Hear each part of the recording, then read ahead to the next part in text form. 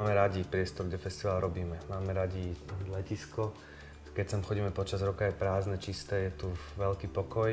My ho potom zaplňame rôznymi stavbami, kde prídu umelci, návštevníci a chceme, aby potom, keď odišli, tak aby to letisko opäť malo svoju krásu, svoju silu, svoj rytmus. Úplne prvé sme začali riešiť separáciu zberu.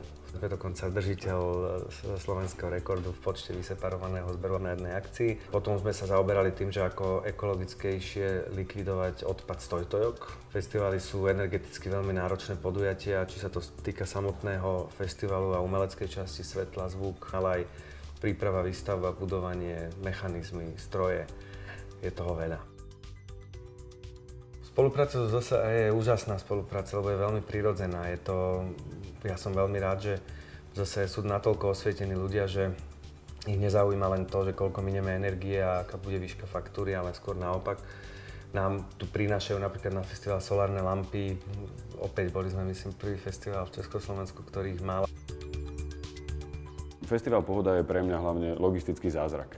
Je to miesto vojenského letiska, kde 30 000 ľudí počas 3,5 dňa má mať v podstate všetko k dispozícii to, čo poskytuje normálna civilizácia, to znamená vodu, teplo, svetlo. A práve k tomu svetlu prispievame my. Jedna z lámp v centrálnej časti festivalu bude mať solárne hodiny, to znamená tieň toho stožiara lampy bude ukazovať na jednotlivé hodiny a pod nimi budú vlastne programy v tom danom čase, čo sa na Pohode deje. Náš vstup ako Západoslovenskej energetiky je primárne do infraštruktúry festivalu, kde sa snažíme Mišovi vypomáhať práve v tej jeho vízii zeleného festivalu. To znamená znižovať spotrebu nafty pri výrobe elektrickej energie a zároveň poskytujeme festivalu aj dve elektrické autá, ktoré slúžia organizátorom na prepravu v priestoroch areálu, prípadne ďalej. Náš zástupca Západoslovenskej distribučnej bude s kolegom zo Siemensu diskutovať na tému inteligentná energia.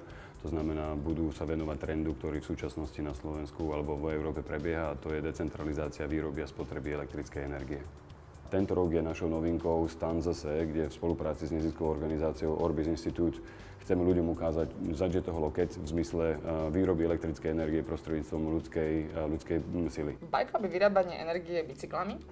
Je to projekt organizácie Orbis Institute, sme nezisková organizácia, robíme vzdelávanie, robíme kultúrne inštalácie pomocou bicyklov. Najväčšou inštaláciou novinkou bude Sound Lab. Je to projekt, kde je spojených 10 bicyklov dokopy, pričom každý bicykel ovláda hlasitosť určitého nástroja.